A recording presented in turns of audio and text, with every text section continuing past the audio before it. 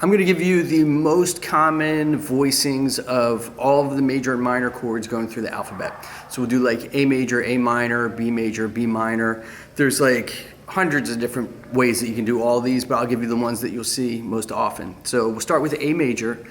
We're going to, actually, before we go into this, just to review how to read the chord charts. If you're looking at a chord chart for the chords, the chart is representing the guitar neck from this angle. So the lines going down represent the guitar strings. The lines going across represent your fret wires. So and then if you see any numbers, that's telling you, which fret to put your finger in. If you see an X, that just means you're not going to be playing that string. And then if you see a 0, that means you're going to be playing the open string, but you're not going to be fretting any notes over here. You're just going to be playing the open. So the first chord that we're going to do, A major, it's kind of an awkward chord to play because you have to squish all of your fingers into the 2nd fret. So I use my ring finger on the B string, 2nd fret, G string, middle finger, 2nd fret, and then index finger, D string, 2nd fret. And then for this chord, you're going to strum everything but the top string. So you start with the A string and then strum it all. One good way to test your chords, a lot of times, like if you're strumming a chord, you might not hear that there's like a dead note in there because the good notes will be blocking it out. So I usually just go through and play each note one at a time. And then if you hear any deadness in there, a lot of times that just means you're not pushing hard enough. So that's the first thing I would try, just pushing your finger down a little harder. And then that should fix the note for you. So then to turn that into A minor, we move this B string note into the 1st fret. So you kind of have to rearrange your fingers. So it's going to be 1st fret, index finger on the B string, 2nd fret, ring finger on the G, and then middle finger goes to the D string, 2nd fret. And same thing, you're going to strum all the strings but the top one. Now the next 2 chords, the B major, B minor, those are really, really difficult. So I'll show them to you like the hard way, but then I'll give you some other options to play these because these chords took me a really long time when I was first learning them. All right, so for this chord, we're going to be holding down the 2nd fret on the A string, and then you're going to bar the 4th fret on the D, G, and B string. I usually put this finger flat just to add more support to this finger. You don't really have to have that finger flat, but I feel like it helps when you're doing the bar there. That's a really, really hard chord to play. So if you have a song that you're trying to play that has B major in it and you can't quite get that chord together, a few other options that you could do. You could play this is a lot easier too. This one's 9 on the D, 8 on the G, 7 on the B. So that's like one voicing you could do. You could also play the A major voicing the way we were playing, like with everything squished into the 2nd fret. You could slide that whole thing up to the 4th fret and play that there. The only thing is you can't use any open strings with it. You would only be able to strum the D, G, and B string. So those are a couple other options there. You could do this, you could do this, you could also do, that might be too high to use in a song, but you could play this too. It's like a D major shape, but all the way up on the 11th fret, 11, 12, 11. So that gives you a few options, if you're trying to play a song that has B major in it and that chord's just too difficult. The next one, B minor, that's another really hard one. You could do, well, I'll give you the hard way first. So I'm doing a full bar on all 5 of the strings, starting on the A string. So that right there, it takes a lot of finger strength.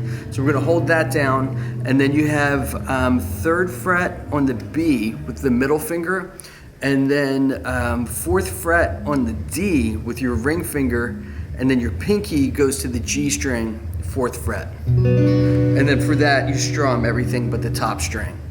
So an easier voicing of that, you could take your A minor chord and just move that 2 frets higher. It's kind of like the other version that we did. We would just have to not strum any of the opens. So you just have to be careful to only strum those strings. You could, if you're able to add another note, you could add the index finger on 2 on the bottom string.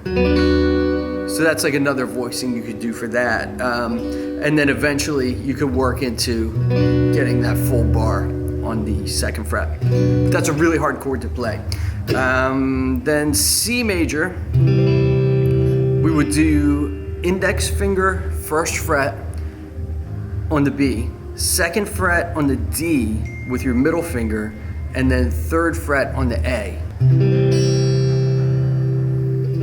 And then that, you're gonna strum everything but the top string. And then the C minor chord, it's exactly like the B minor chord, just a fret higher. So that's another really hard one. If you're able to do the bar, it would be a bar on 3, middle finger on 4 on the B, and then 5th on the D and the G string. If that one's too hard, you could just get rid of the bar and play it like an A minor chord, but just 1, 2, 3 frets higher. So that would be 5, 5, and 4. So 4 on the B, 5 on the G, and 5 on the D. And then just like the B minor, if you're able to, you could add that extra note at the bottom 3rd fret on the E string. Another way you could play that, you could do it as a 3-note chord just on the bottom 3 strings too. So that would just be 5, 4, and 3. You could do that for the B minor also. Just move that down a fret. Actually, that works on every, if you want to move that around, whatever the note is on the G string, that tells you the name of the chord. So B is there, so that's B minor. That note's C, so if we do it there, C minor, C sharp minor. So you can move that all over the place. And then D major, that would be the bottom 3 strings, 2, 3, 2. And then we're gonna have an open D with it. So I use my middle finger on the bottom string, and then index finger goes to the G string of the 2nd fret, and then ring finger goes to the B string 3rd fret. So that's D major, and then D minor would be 2nd on the G, 3rd on the B, 1st on the bottom string. So it's the same chord, but just the bottom note goes over a fret. So D major, D minor. So then E major, this one you strum all the strings.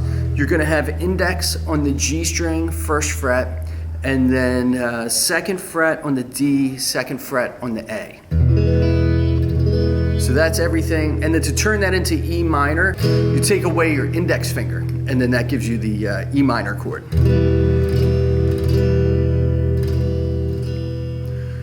F major is another tricky one. So I'll give you like a few options for this as well.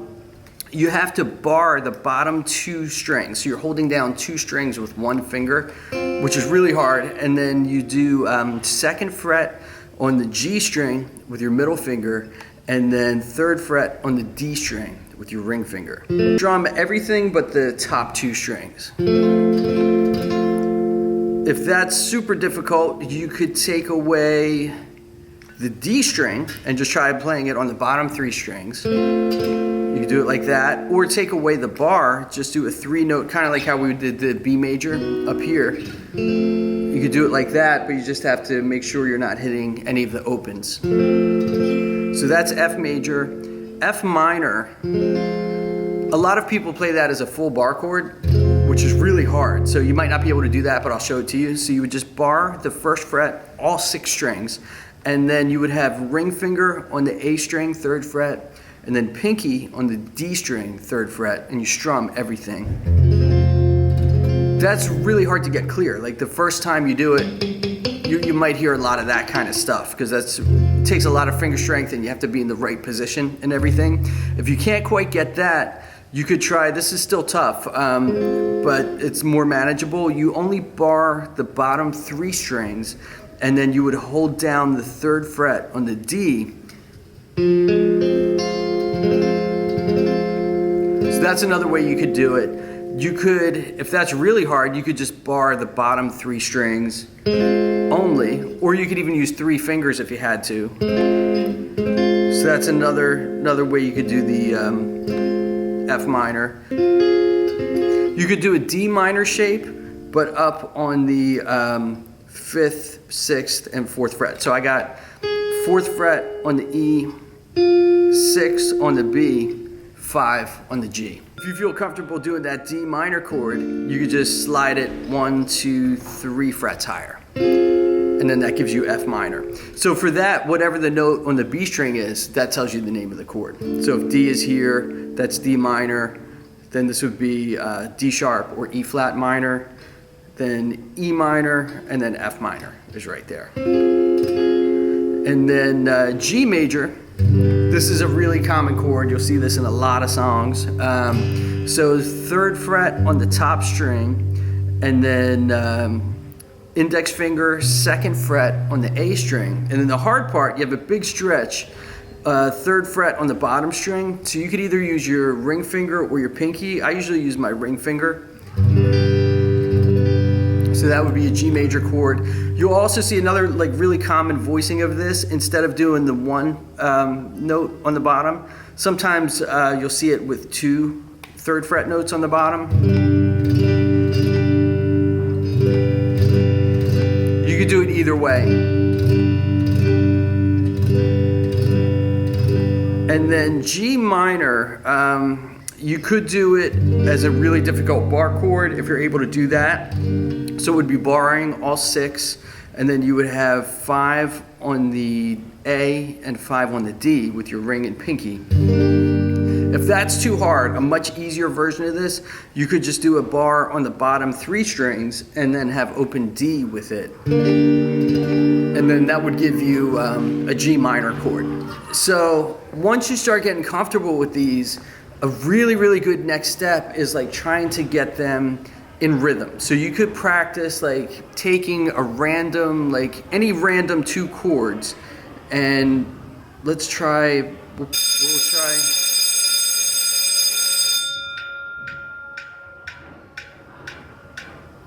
try playing these with the metronome here.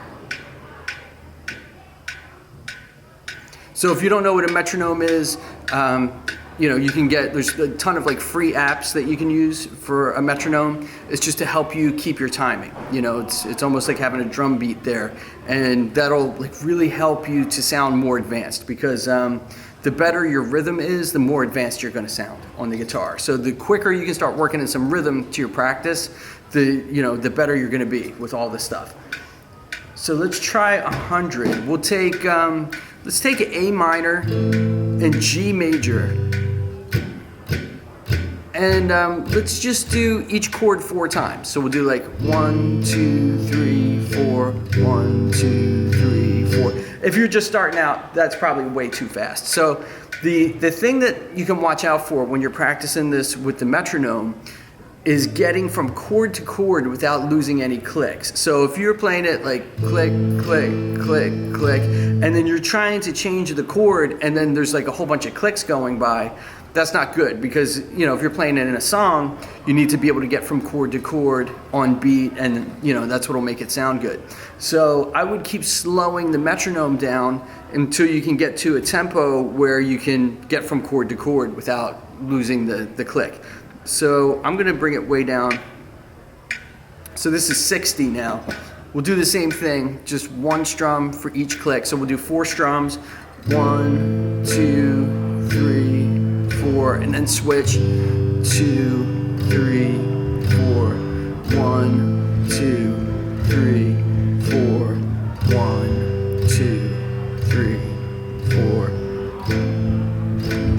And then when you're doing your switches, another thing you can look out for that will help you a lot, the tendency for most people when they're learning new chords is to change, like say if we're going from A to G, a lot of people will just do 1 finger at a time and then kind of set the chord up, and you'll lose a lot of time. Like you might not be able to make it to the click on time if you do it 1 finger individually. So what I would do is slow it down, but try to get all 3 fingers landing right at the same time. So you might need to take it in like super slow motion speed to get all three fingers moving together like that. But that'll really help your switches a lot. If you can take a little extra time and just move all three fingers all together, that'll like develop your hands a lot faster. Let's take another chord progression that is in a lot of songs. So there's like thousands of songs that use D, C, and G. So that's a really good one to practice. Let's do,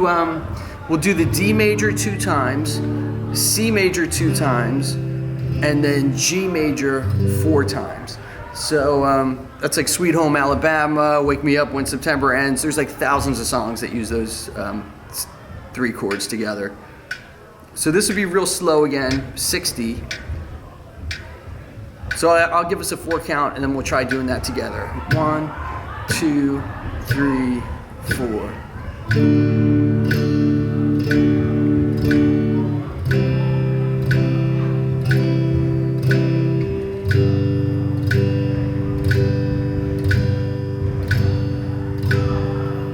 So let's actually change that. I said 2, 2, and 4. We'll do it 4 times for the D chord, 4 times for the C, and then 8 times for the G. 1, 2, 3, 4.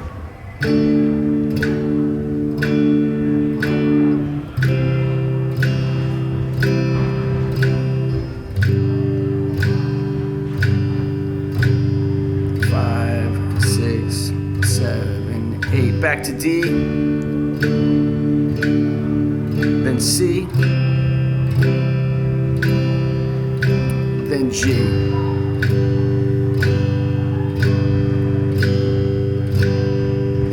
We'll go through it one more time. D, C, and then G.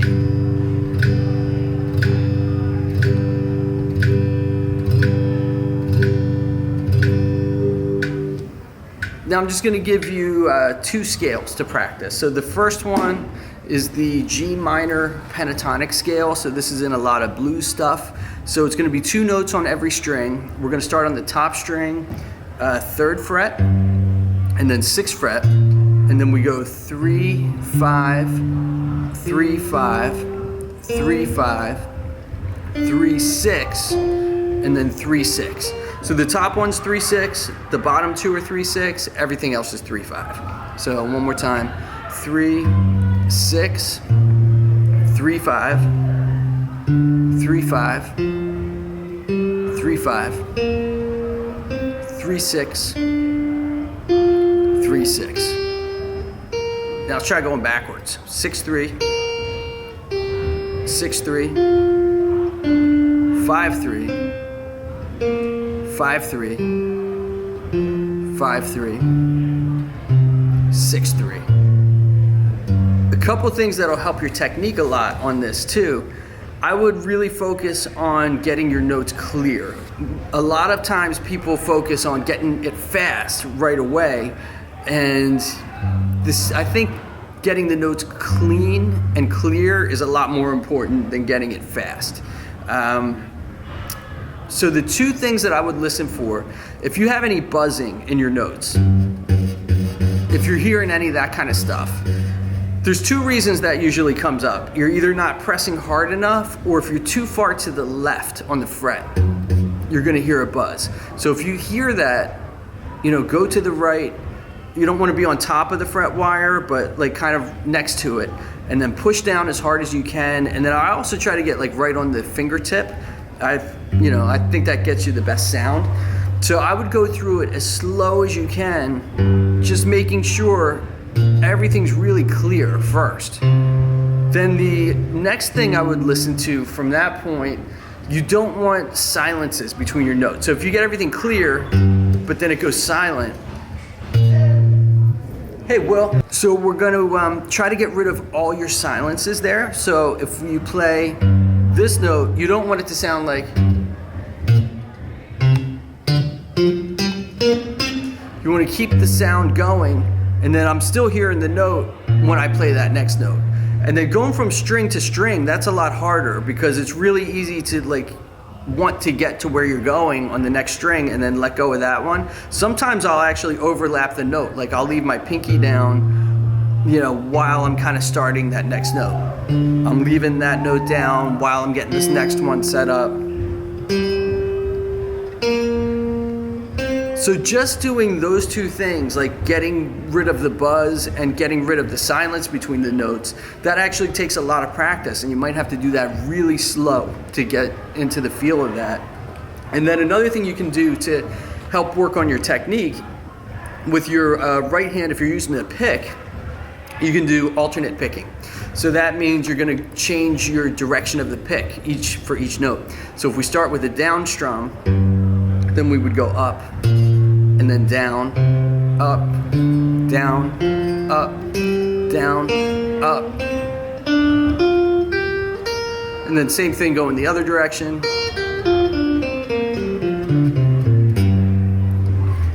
And then if you're not using a pick, if you want to go really fancy with some technique stuff, you can do some finger style, like index, middle, almost like a bass player would do.